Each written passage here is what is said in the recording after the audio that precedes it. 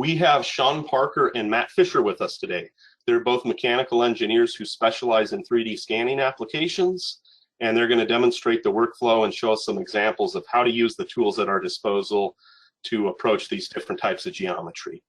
We'll have plenty of time for QA afterwards, question and answers, but we also welcome questions during the presentation. So please feel free to post your questions throughout the event and we'll answer as we go.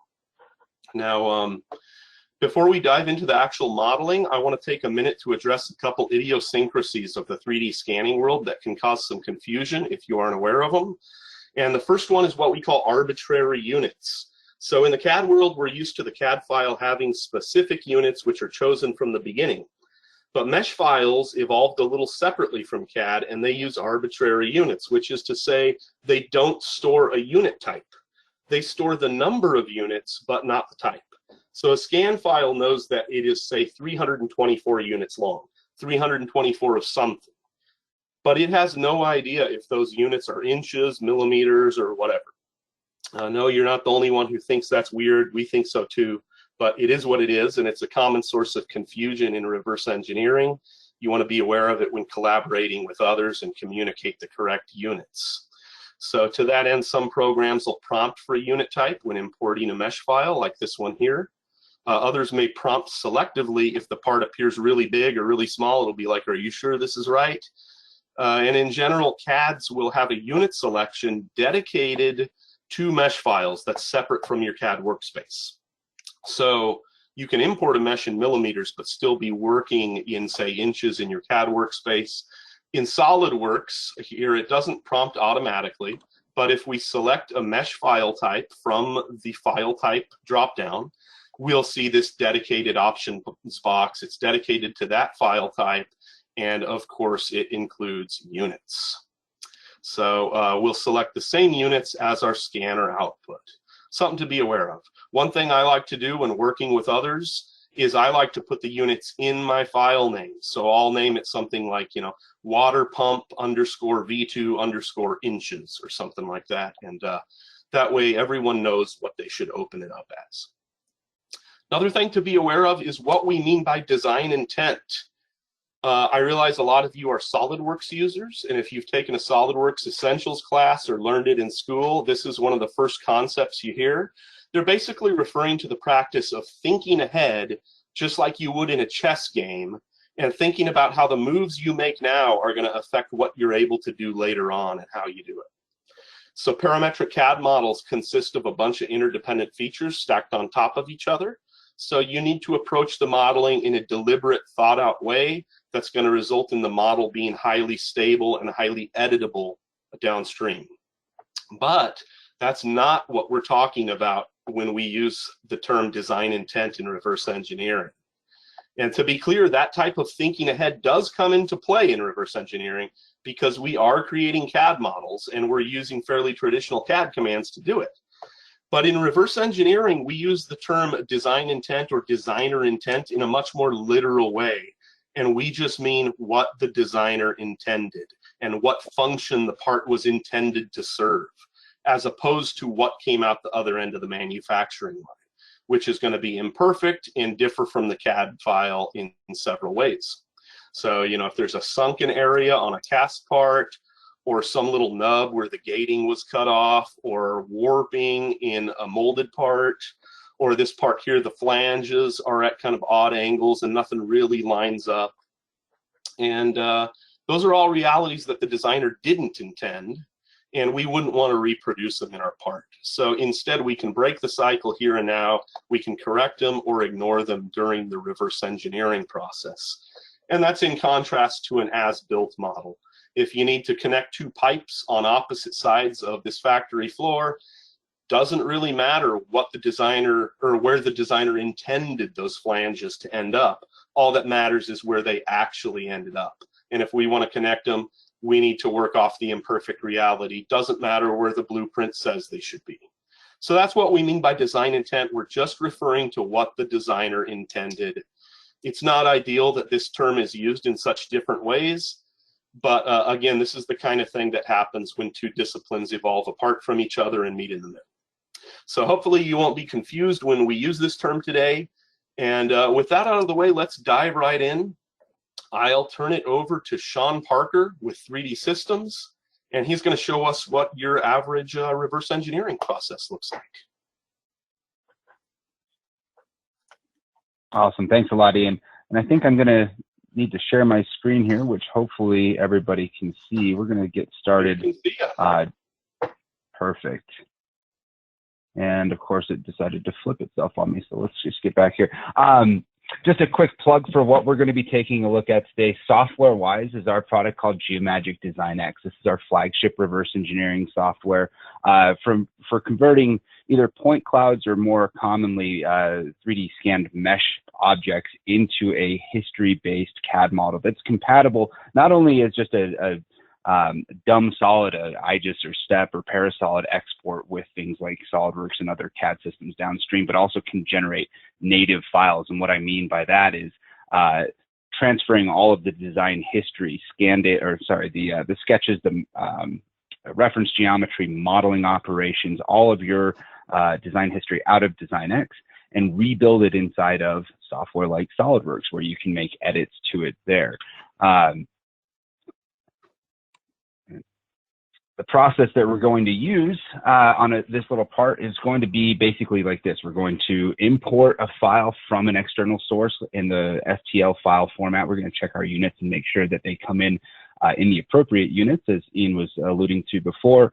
We're going to kind of recognize some of the features on that model and then start to use those features to generate some sketches, standard design procedure. And then from those sketches, we can start to use them to make features and add details like fillets and some of the other holes in this thing. And at the end of the demonstration here, we'll go ahead and kick this model out into SolidWorks and interact with it a little bit there. So getting out of the very brief slideshow that I had here, you should be able to see my screen with Geomagic Design X on it. And even without any data in it, there's going to be some familiarities here for those of you that are used to using Creo or NX or SolidWorks, where we've got a history tree on the left-hand side. We've got a tab-based tool palette up above. The software is actually very simple to pick up and learn, especially if you already have a history-based modeling experience. So what I'm going to do is I'm going to import some scan data here.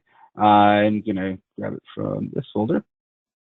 And this is a mold insert. Now, again, I don't know the units that this object was scanned and exported as, but I do have a little bit of a scale bar down here that's kind of give me a decent representation of what this part is size-wise as it exists in the CAD system. And if I want to do a little bit more detail level stuff, I can see that it's about 70 by 65 by 45 millimeters. And I happen to know that those are the correct dimensions for this mold insert, but there are some tools where I can override the units and make sure that this part is represented properly size-wise when it's in the software.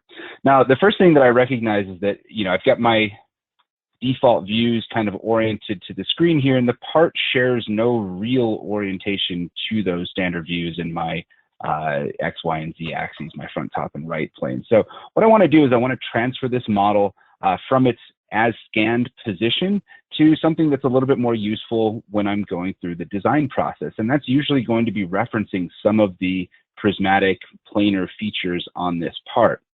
Now, Design X does have a full 3D scan data modeling or management tool set in it, where I can make selections very similar to, Photoshop or MS Paint or something like that, and best fit geometries that way. But we do have a little bit more of a interesting tool set in the auto segment and region grouping functionality. Basically, what this does is it lets the software automatically recognize areas of common curvature on my scan data, and it kind of picks apart the model and it represents different regions as different colors and allows me to interact with the model in a little bit more natural of a way for those of you that are used to working in a CAD design system. So running the auto segment tool here allows me to adjust the sensitivity that I want to run this at, basically how much curvature I'm going to need to separate a given area of the scan data into multiple regions. And I'll leave it at a small fraction, 24% here, and let it run. So it's going to kind of disassemble the model, essentially finding all of the component geometries on it. It's going to assign a color to those geometries that makes it a little bit easier for me to view the model and interact with it. It's also going to recognize what type of geometric entity that certain region is. And so that's the step that it's on right now. It's actually classifying all of the regions as either planar, cylindrical, conical, spherical, toroidal, freeform, or revolution shaped. And so once I hover my cursor over some of these regions in just a second here, we'll see that represented. So I've got planes, I've got cones where I have a chamfer here, I've got freeform shapes where I've got organic shaped areas, I've got revolution, cylinders, toroid, so on and so forth. I've also got some ugly stuff here, and I've never really made any changes to the model yet. I've just kind of broken it apart to make it a little bit easier for me to work with. If I do a little bit more digging, I can see that there's a lot of issue with some of the areas on this scan data. So this is kind of to Ian's point from a second ago, where things like these dents, things like this area here where maybe there's a little bit of clay or something like that, maybe some paint that wasn't scraped off, and areas like this that appear to be scratches, they don't really need to be represented in the final model. When I'm rebuilding this, and especially if I'm going to be cutting a new one of these mold inserts out of billet, I don't want any of this stuff to show up in the final model. So my design knowledge can override what the scan data tells me that the part looks like. So let's go ahead and kind of get working here. And first things first, let's move this object from its current position to a location that's a little bit more useful for me as I'm going through the modeling process. Now, we do have some automated tools that can help us with that on the alignment tab here. The Align Wizard tool can recognize areas that have, generally speaking, it's going to look for things that have like a cylindrical or some sort of revolve profile that intersects a planar region on that. And it does that very nicely for us, except for it puts our origin way out here, which is the center point of this cylinder right here. And that's not particularly useful for me. If I was designing this from this, ground up or from scratch, I'd probably throw my origin maybe in one of these corners here. Now, I do know that this is a strangely shaped part. I don't have 3 perfectly orthogonal planes here, but I can kind of, get rid of the automated alignment tool and just work with this using my own knowledge a little bit better. So I'm going to select plane down here as my base plane. I know that this large plane here is pretty close to orthogonal to it, so I'll select that as my secondary datum. And if I've got a place on one of these corners maybe that I want to use as my third datum, or if I want to just kind of sit it somewhere towards the middle, I can either choose to lock down that degree of freedom or keep it open. And in this case, just for the sake of spending as little time doing this as possible, I'll go ahead and accept the orientation of the scan there. So now when I use my standard views, you can see that this part has been oriented to the origin very easily, very quickly, and we can go ahead and start to model. At this point, we need to put on our CAD engineer hat and visually look at how this part was designed in the first place. I can see a feature here, 1, 2, 3, and 4 planes, maybe this guy as well, that essentially tell me that there's an extruded shape there, and that's going to be extruded in at least in this area here, in a non-normal direction to my standard planes here, and that's fine. And I've also got what appears to be a series of cylinders or revolved shapes here that share a common axis with a couple of guys over here. This is going to be the main feature of the part. And so what I'm going to do is I'm going to work on building this larger feature first. I'll add this guy next, and then we'll remove some of this more organic stuff on the top here. I'm going to go ahead and create what we call a mesh sketch on this bottom plane here. And a mesh sketch is really just a cross-section of the scan data that's then projected back down onto the cross-section plane that I chose. So as I move, and especially if I hide my scan data, it makes it a little bit easier to understand what this is doing. As I offset this cross-section, I start to pick up different geometries on the scan data until I've passed all the way through the scan data. Now, this isn't going to be particularly useful to me because as I get up into the features that I actually want to take a cross-section from, which is some of these regions up here, I'm still operating parallel to this plane, and I'm not taking into account the fact that the ultimate goal here is to create a revolved shape. So I can switch my method for my cross-section setup from a planar method to a rotational method. So instead of doing a linear offset from that base plane, I can do a rotational offset. I just need to choose where my central axis is. My central axis is going to be the axis of one of these cylinders over here. And now instead of offsetting away from it, I'm actually rotating around that center point. So this whole body, though, that I'm trying to create minus this first extruded shape here is not easy to sketch if I'm only taking one cross-section of it. If I'm taking a cross-section up here, I'm getting all of the top of this feature, but I also want some of this stuff down below and on this area down below as well. So what we can do inside of DesignX is stack cross-sections. And what I mean by that is by adding a section here and taking that section down into a place where I'm picking up more geometry. And you can see if I hide everything here, the blue dotted line is basically going to be the composite cross-section that I get by stacking both of those on top of one another.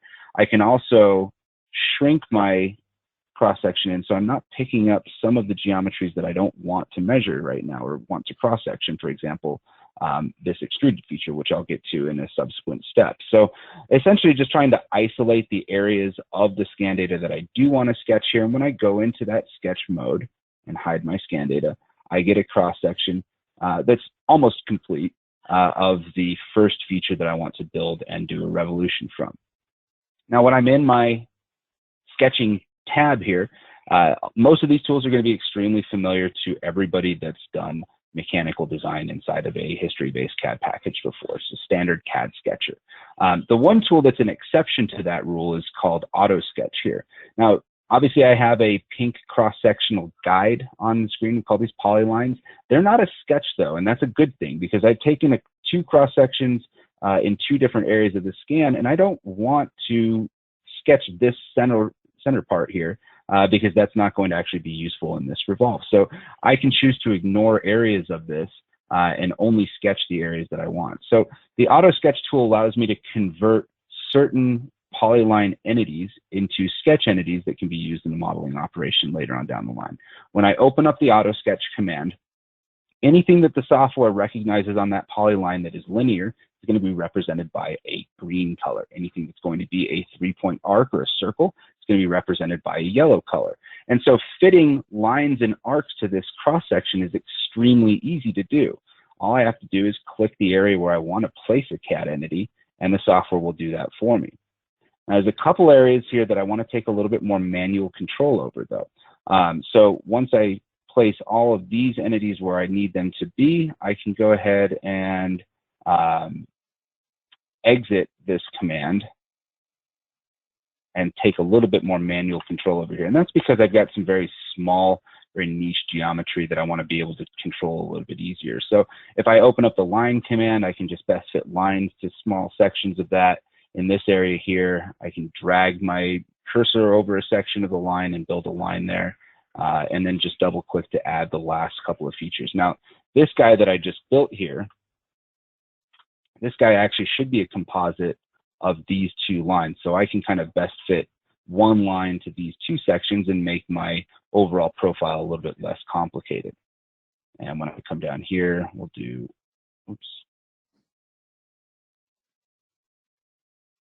one feature there, one here, and accept. And then I'm going to put one three-point arc over in this area. So just kind of working my way around the part until I've got the majority of what I need sketched. I'll do one more here.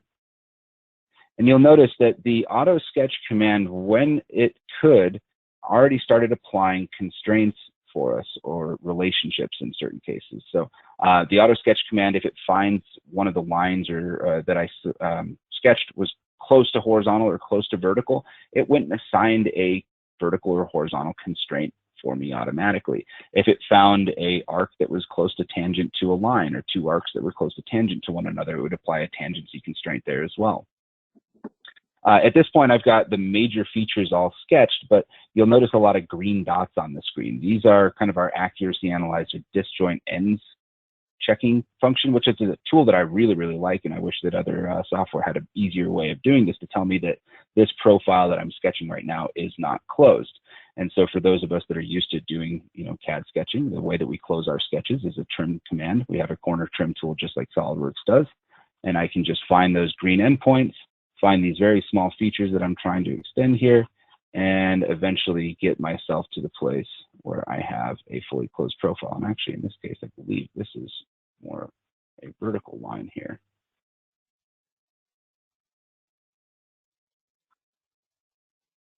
So just a couple more seconds and I'll have a complete profile. And we'll go ahead and move on to the next step.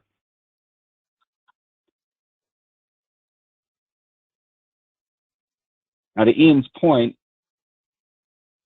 certain fillets may not be appropriate to do in a sketch. It may be more appropriate to do that in a modeling operation in 3D. How you approach that is kind of up to you. I think usually it's set by a certain radius value. In this case, I do want to apply a fillet between two of these line features here, or actually a line and an arc, to get more of a a nice easy transition here for my Revolve profile.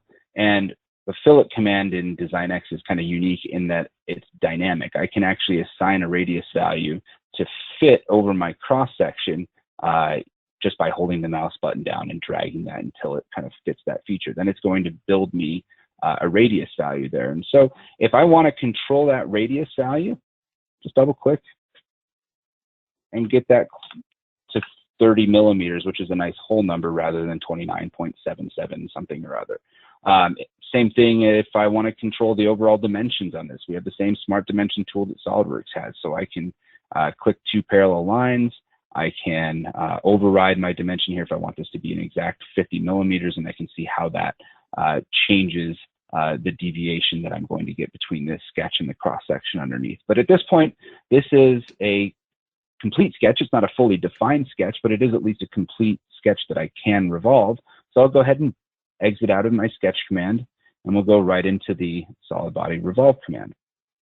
If I show my meshes here, I know that I don't need to do a full 360-degree rotation, so I'll just make sure that I'm building this revolve a little bit bigger than the solid body or the mesh that I have there, and we'll eventually create some new features that will cut away the excess later on down the line.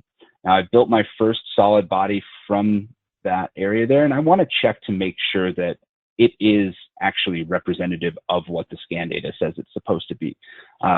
Easiest way that we can do that is by borrowing a tool from our dimensional metrology or inspection software, the color map tool, and it basically compares the CAD model to the scan data, gives me a nice heat map telling me where my model is high and where my model is low. Right now, I've got it set up so that there's a 1/10 of a millimeter tolerance zone, so anything that's green is within plus or minus 0.1 millimeters, so about 0.004 of an inch.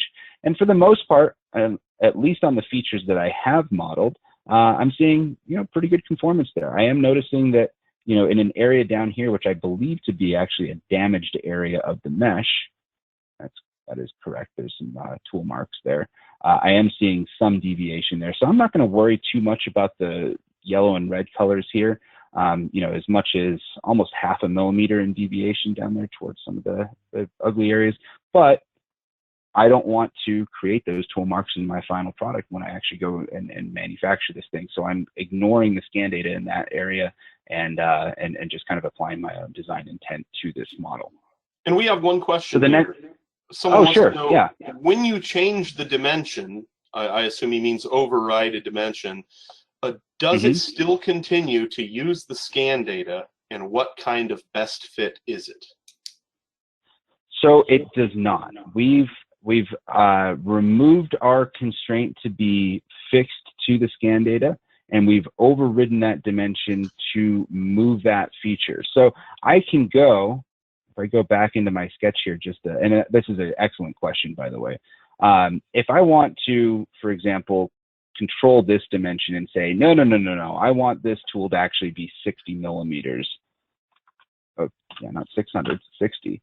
And it's going to modify the sketch. And of course, since it's not constrained, it's going to blow the thing up on me.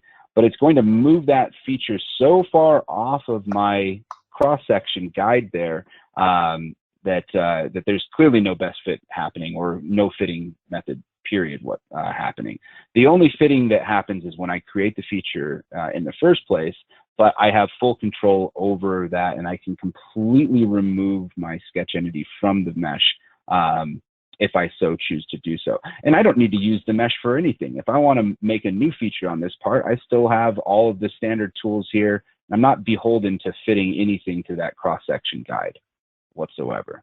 But the cross-section guide is really just there to tell me this is the ballpark that I need to be in. This is roughly the shape that I need to be in. You have full editability beyond that, but here's where we go. And it's nice, it's a good idea to point out while I'm in this command, or I'm in the sketch mode here, that heat map that we had between the solid body and the mesh is also available between the cross-section sketch guide and the sketch itself in the form of the accuracy analyzer here. If I choose deviation and I zoom in on an area that I know I'm going to have some deviation in, like this, maybe since I didn't round this corner out, I can see a 2D whisker plot giving me an indication of how far the blue sketch elements that I built are to the cross-section guide there. So it's really nice to know, even before I start to convert this into a 3D object, into a solid body, that the sketch that I'm generating is representative to whatever my design tolerance is to the scan data that's being used as a template. So yeah, excellent question. So now I'm out here. I have my first and largest chunk of the CAD solid built. I'm going to hide that for a second, and I'm going to show the mesh, and we're going to go ahead and model our next feature here, which is this little extrusion that comes out of the side of it. So if I want to build a plane that is, just a rotation or an angle off of one of my, system planes here, I have every right to do that. I have every ability to do that. If I want to be a little bit more quick, since we're, kind of in the interest of time here, and I want to let Matt do his thing throughout the, in a few more minutes here at least, and show you some more organic modeling. I'm going to do this the more quick method, where these regions that we've extracted here can basically be used as reference geometry without me creating and constraining reference geometry. So I can right click that region and I can place another mesh sketch on it. Now this isn't going to need that revolution or rotational style that we did before. So I'm just going to offset slightly into the part, making sure that I ignore this fillet. All scan data is going to inherently have some very small rounding on sharp corners. So as long as I offset into the part that way a little bit, I can get another cross-sectional guide here. And again, I can use either my Autosketch or my standard sketching tools to build this. Now, this is a very simple sketch, so I'll just click. And another quick question here. Someone just asked, yeah, of course, what is the name of this software? So for anyone who missed it, this is GeoMagick Design X.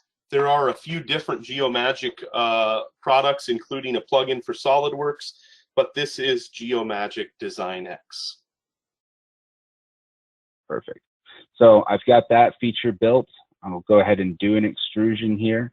And I'm, of course, going to go into the part and make sure that I merge with it. But when I look at this and I think about it, well, I'm going to be not modeling some of this area down below here. And when I look at my CAD solid, I've got a lot of excess down here. So again, since this is all history-based, what you're used to being able to do is just editing the sketch. We'll just drop this line so that I've got an excess of material, so that when I extrude through, I'll have plenty of material there. And now I can go to my model tab. Model tab is just the standard solid and surface modeling commands that you're used to seeing inside of SolidWorks and other CAD systems. And of course, from here, I can use my front plane to cut my solid body with the top portion remaining. And now, minus all of these holes and these inserts for dowel pins and stuff like that, which I'll get to later on down the line, the lower portion of this model, at least, is now complete. I can check my deviation there. It looks good so far. I probably need to pull this line feature in a little bit, so I can always modify this again, make sure that I do have a good best fit on this line, which did not happen when I overrode this and put a horizontal constraint on it. But let it update. And we'll move on to the top now. The top's going to be a little bit more tricky because I've got, not only do I have 3 somewhat freeform organic surfaces up here, but they also intersect in very interesting ways. I've got these very small lips, one on the top here, and then one kind of inset corner on the bottom here. Now the top one's not a big deal. I can fit a plane to this. It's a basically linear surface, so I can fit a plane to that very simply just by using what we call the primitives tool. And I'm going to save because it's always a good idea to save, especially when GoToMeeting or GoToWebinar is running in the background. But I'm going to select this region, this small region here, and I'm going to tell the software just to build me a surface plane from it. Oops, that's a cylinder. So what we'll do is we'll extract a surface plane from that. We'll also extend it because it's a very thin shape. I want to make sure that when I'm trimming this with some other surfaces, I'm going to have a much better ability to do that. So even when I'm using some of these automated tools like the surface primitive there, DesignX knows that this is supposed to remain a history-based model. So when it builds that feature, it actually builds me a sketching plane, it builds me a sketch, and it builds me a surface extrude. And all of this stuff is totally editable. If I want to either dimension this or change the angle of it, or even just resize it to make sure that it's going to interface with the other surfaces that I'm going to generate in a second here, I can do that. And of course, I can always check the deviation of that relative to the scan data that it's in. Now, of course, the thin center section here is the only deviation that we're worried about. And I've got green areas there, so I'm pretty happy with that. And we can move on to the next feature. Next feature up top here, I'm going to model the exact same way. The surface cylinder, very simple. Click it, click the cylinder option, and it's going to give me a preview and build that there. For these other features, that's going to be a little bit more time consuming, so I'll breeze through this as quickly as possible, but I want to introduce 2 new tools that are really exclusive to using 3D meshes as a template for modeling. And this is kind of a good tie-in to some of the other more organic stuff that we're going to get into later on in this call, and then of course during the next webinar that we have scheduled that Ian alluded to earlier. The first tool here is going to be called the Mesh Fit tool. This is a very simple tool to use. It's basically take this area of scan data, convert it to a single surface patch, regardless of how complex that region happens to be. This isn't a terribly complex region, but I've already tried fitting cylinders to it. I've already tried fitting cones to it. They don't fit very well. The deviation map is pretty poor in those areas. So I want to do more of an organic surface. The Mesh Fit tool really does a, it kind of samples that surface. It fits control points to that area of the scan data, and it will give me a single patch surface. I can control how complex that surface is going to be, which is going to affect how bumpy or how rough it is or how smooth it is. And so if I drop this down, it's going to be more smooth. If I add more complexity, it's going to be potentially more accurate to that region, but maybe a little bit more difficult to manufacture. So I'll go somewhere in the middle, and I'll let the software build a surface there. And it just comes in as a mesh fit. And I should note that this can be edited when the surface is inside of DesignX, because we obviously still have, well, DesignX has the mesh fit command. I can go in there and make changes to it. But when I do transfer this model into Solidworks, it's going to be transferred in a way that cannot be edited. It's basically going to export a neutral IGES surface and then use that inside of Solidworks, because Solidworks doesn't have a mesh fit command. And that's okay. I'll check the accuracy of that really quickly here. Looks very, very nice. But what if I do want to make some, or give myself the ability to edit a organic extracted surface once I'm downstream and out of DesignX? Instead of using that mesh fit command, which SolidWorks doesn't have, what I can do is use the Loft Wizard command, because I know that SolidWorks does have a lofting tool. So the Loft Wizard is going to function very much the same way. I select what region I want to extract a surface from. And the Loft Wizard is basically going to take cross sections using these little red planes here that you see on the screen as a guide.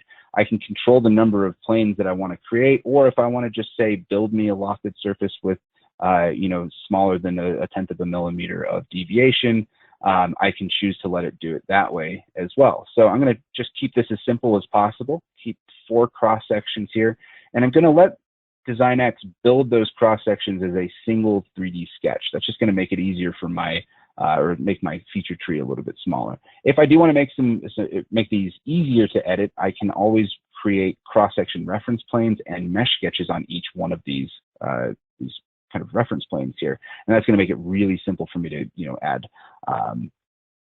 you know, some control points and some other sketches in there that kind of help define how this loft looks. But for simplicity's sake, again, we'll just go ahead and let the software extract that loft from this region.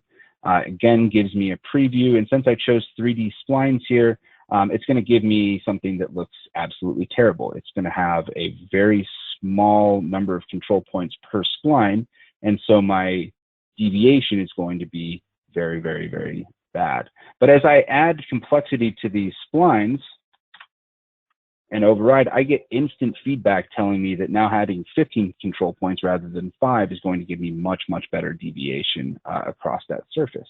So we'll go ahead and say, okay, we're happy with that. And we've built basically our second to last surface here. The last thing that I need to do, and hopefully I'll be able to knock this out in the next couple of minutes here and let Matt get started, is figure out how to model essentially this channel so that these 2 surface bodies can intersect with one another. The way that I've been doing this when I was practicing doesn't maybe necessarily reflect the original designer's intent. There may be more, you know, controlled ways of doing this, you know, creating reference geometry that can be modified and controlled a little bit better.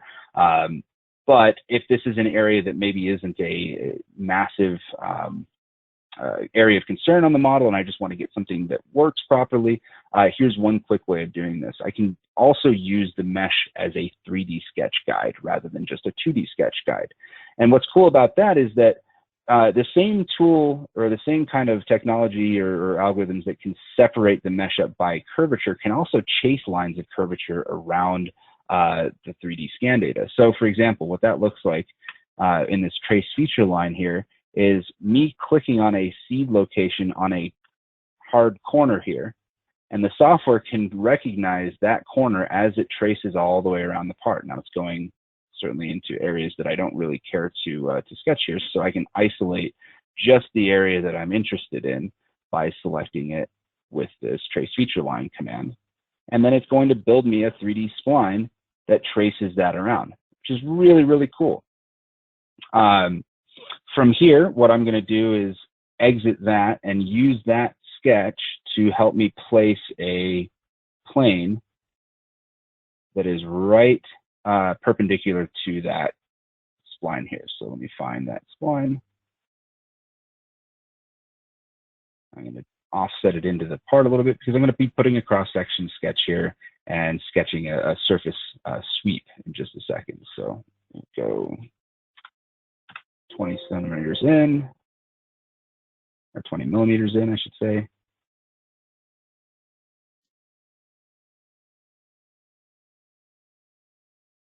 And I also do want to make a point, a reference point, where that plane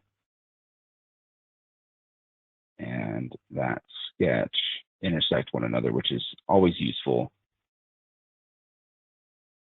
when we're creating loft or sweep geometry. So that plane, now I can create a cross-section sketch on here, 0 offset, and what I'm interested in seeing is just this tiny little bit of line here. So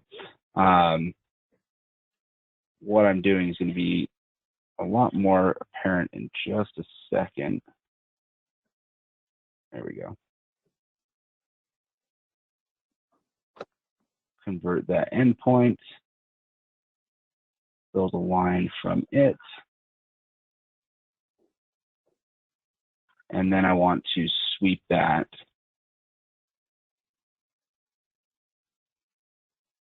along this path. Oh, and I think I did make a mistake there.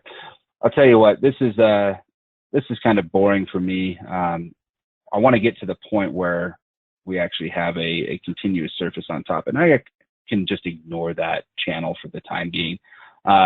What I'll do is I'll go ahead and trim these guys together, use them to cut the surface, and then get this body into SolidWorks so that we can continue with the remainder of the demonstration here. So trim surface looks very similar to like it does inside of SolidWorks. What I'm going to do is, just to make it simpler on myself, I'm going to trim these 3 surfaces twice, just because it's a very narrow gap up here.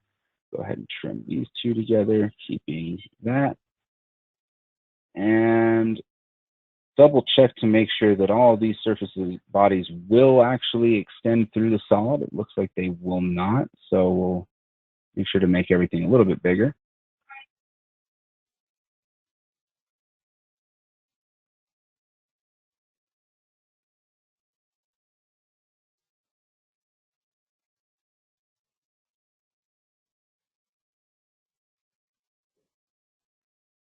And use that to cut solid. Oh, I think I made a mistake. There's a gap somewhere here. Bummer. And rushing through stuff and doing it live ends up always being a bit of a problem. But it's no problem. We will have a separate video dedicated to just modeling this part in its entirety with the little parts we skipped and left out. So we'll be sure everyone gets a link on that. And if you end up watching it on YouTube, we'll be sure there's a link in the description of this video. So just to finish my portion here, I'll open up the model that we've completed, and I'll start to show what the process looks like to get this body, once it's complete, out of DesignX and into SolidWorks. So here's the completed model, and we've got an entire history tree here that we want to transfer over. Of course, I can right-click this, export as just a standard IGES-step Parasolid ACES file, and even go into a CATIA V4, V5 model or cat part. Or if I want to actually do something that's not a dumb solid, I can choose the SolidWorks live transfer command, which will open up SolidWorks in the background and start to rebuild all of those sketches and modeling operations and constraints and dimensions and everything inside of SolidWorks. So this is all totally hands-off at this point. It takes a few minutes to do this live transfer, so I'll just basically let it kind of build here, but I'll show you what it looks like once we've already completed the process, and all of this modeling history here can be interacted with inside of the SolidWorks, or inside of SolidWorks. This can be saved as a native solid part file now, and I can even edit all of the sketches that make up all of the features on this model here. If I can find this guy. Way too big. So I can edit dimensions, I can change the location of things.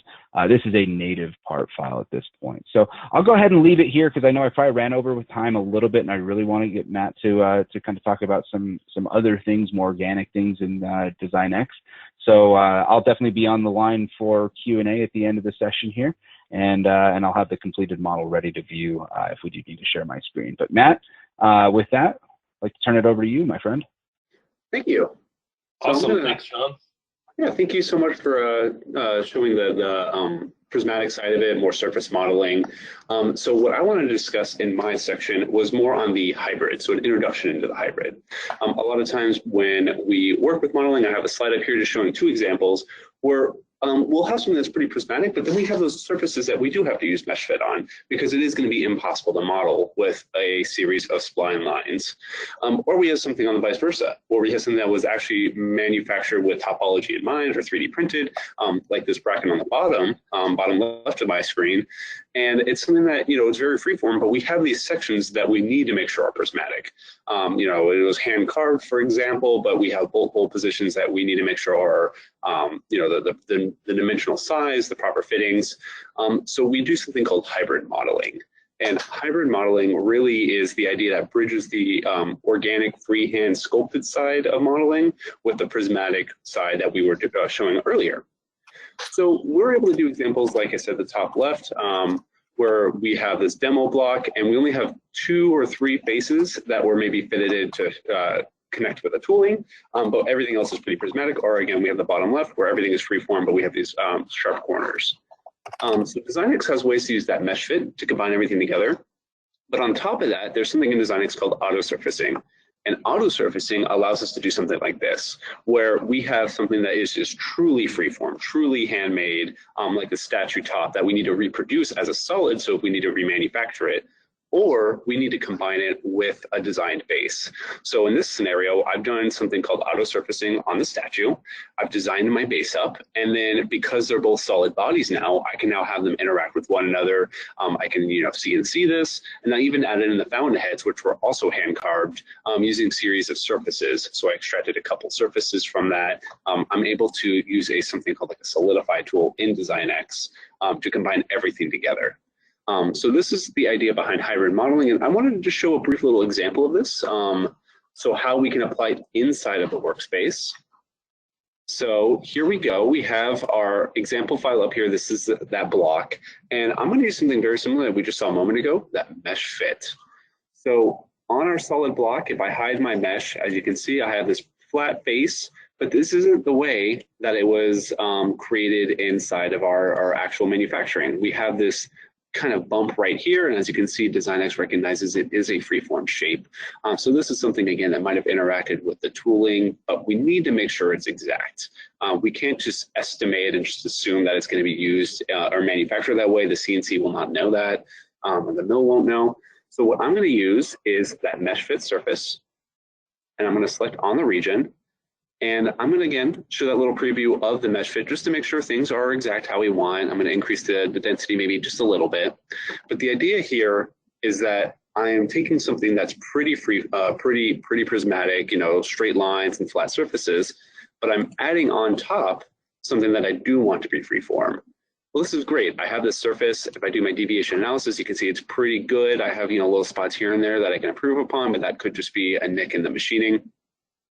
But how do I actually now get this to work with my solid? As you saw, it's actually extended out. So unlike what Sean showed, what we're taking away, we need to now add this freeform shape.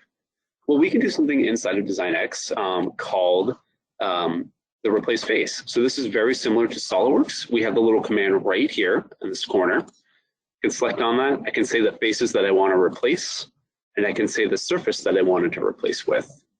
So just two simple commands. I'm now able to insert in or replace my face with this freeform surface.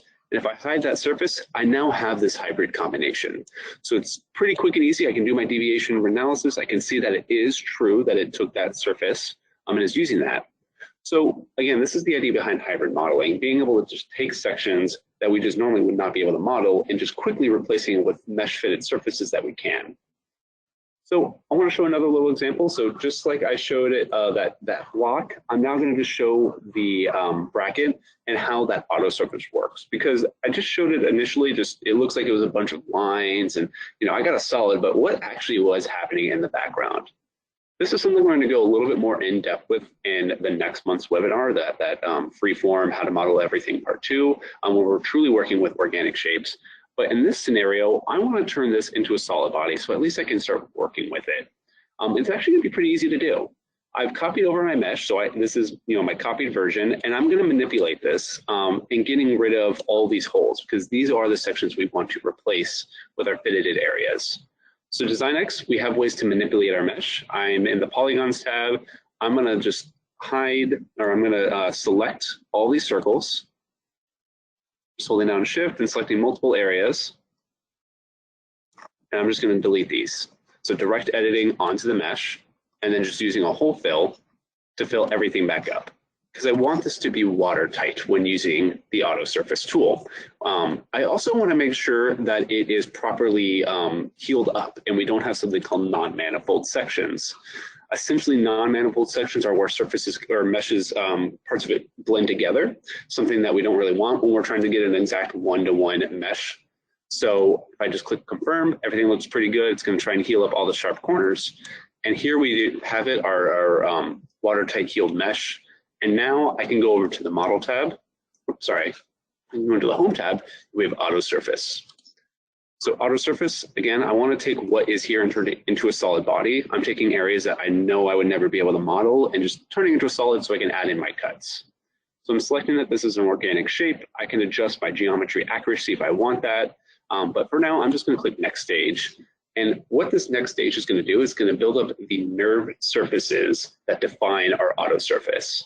So what are nerve surfaces? Well, previously we were using spline lines to create that loft surface. And that's essentially what's going on here. We're creating a series of spline lines that are going to go all around our mesh. And that's what's going to create our one-to-one. And with all these spline lines, they're going to be broken up into smaller sections, just like here, where we have different blocked spots. Essentially, all these are just the mesh surface, or the surfaces are going to be made using these spline lines.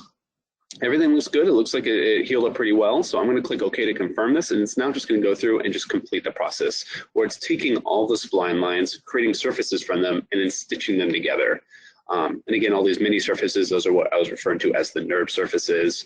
And once this completes, we're going to have our complete solid body. So as I said, we now have something that we can machine with, and we have something that we can start doing actual modeling off of. So just completed, we have one solid body in our feature tree. And just to add in that little circle, I'm going to just use this top plane right here that goes right down the middle. I'm going to use that mesh sketch tool. And with this, I'm actually just going to use it to extract, need a mesh to show. I'm going to use it to extract what the centroid of this part is. So being able to just use it with some sketch lines right on top of it, going to define what that circle center is. So now I have something that matches that exact circle, that part of the bracket. Adding in an extra little hole, cut, sketch, maybe adding in a dimension, completely prismatic and modelable now.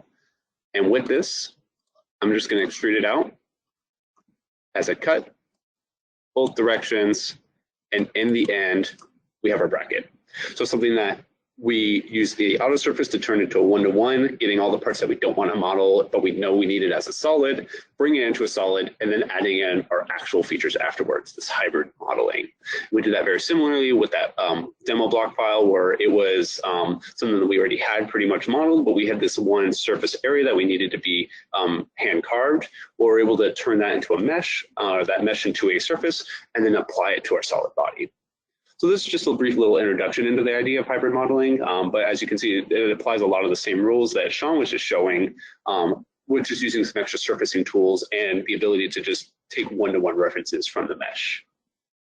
So that was just my section I wanted to go over. I'm going to bring it back over to Ian, who can add some extra closing statements.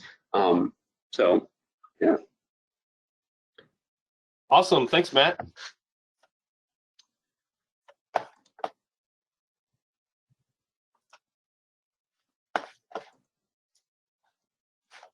So we have some time left for questions. Not a lot of time, but a little bit. One question, is there an import into Fusion 360? Sean, I'm not sure about Fusion 360. Sean might have a better idea if there is any. We have Creo or Pro-E, and we have Inventor as far as that company's portfolio. Yes, there is not so one for Solid Edge. Fusion 360, and I think a lot of that is because Fusion 360 was their attempt to move away from parametric modeling into a more direct approach. Mm-hmm. Yes, so we do have the ability to do that live transfer into Creo, Inventor, NX, AutoCAD, and Solid Edge, right inside the live transfer, and Solidworks and CATIA, their products.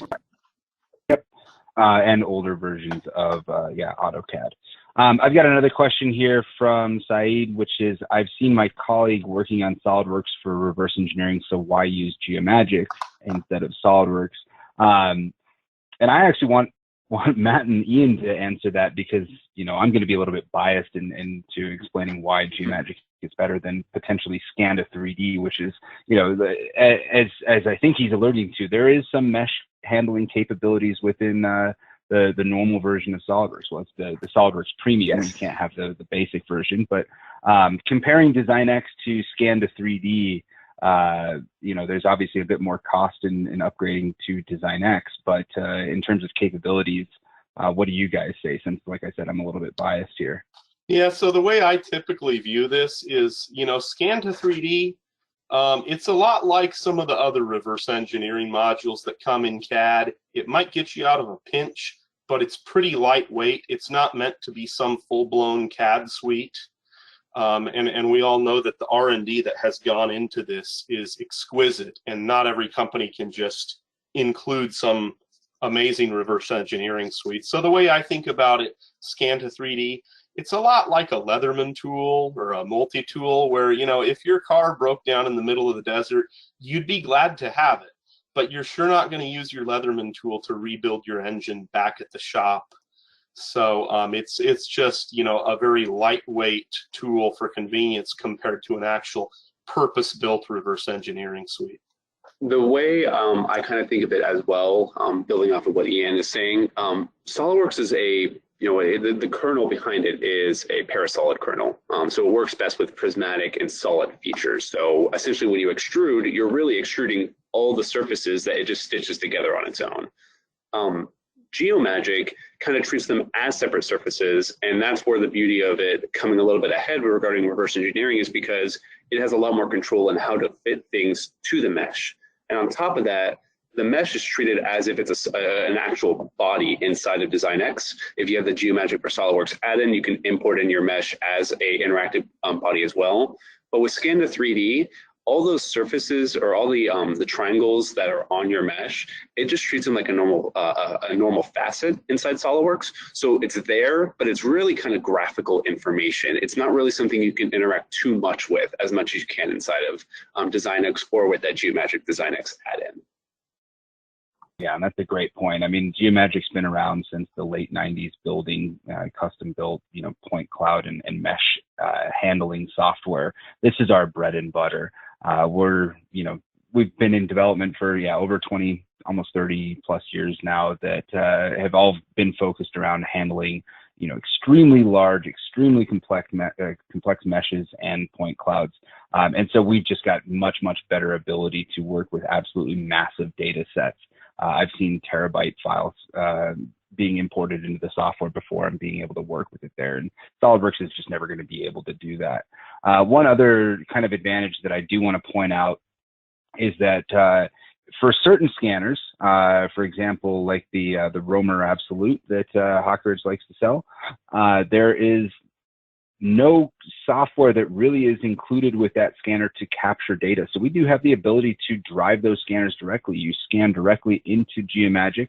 You do all your point cloud mesh processing and modeling there. And so it's kind of a one-stop shop. You don't have to learn multiple interfaces. There are some other scanners out there that come with their own capture software, for example, the Artex, and they do have some really good mesh editing tools and capturing tools as well. And they can export files that we're compatible with, but sometimes it's just more efficient to do everything in one side of one tool rather than learning multiples. So that's kind of one competitive advantage I did wish to do, and obviously something that SolidWorks Scan to 3D does not have the ability to do. It cannot talk to scanners. So I think we answered that pretty completely. Was there any other questions that anybody wanted to pose to Ian, Matt, or myself? Okay. Here are the hard stops. So you guys should see my contact info up on screen. If you have more questions, if you want to jump in a web meeting with us and see a private demo, maybe with one of your own parts, or if you have questions that are just hard to put in a single sentence, take a screenshot, write down my info here, and hit me up. We want to help you. We want to hear from you. So let me know how we can help. And thanks, everyone, very much for joining today. Definitely. Thank you so much for joining. And we see your message, Carl, and we'll definitely reach out to you regarding that, and we can go more in depth with you on those kind of questions that you might have.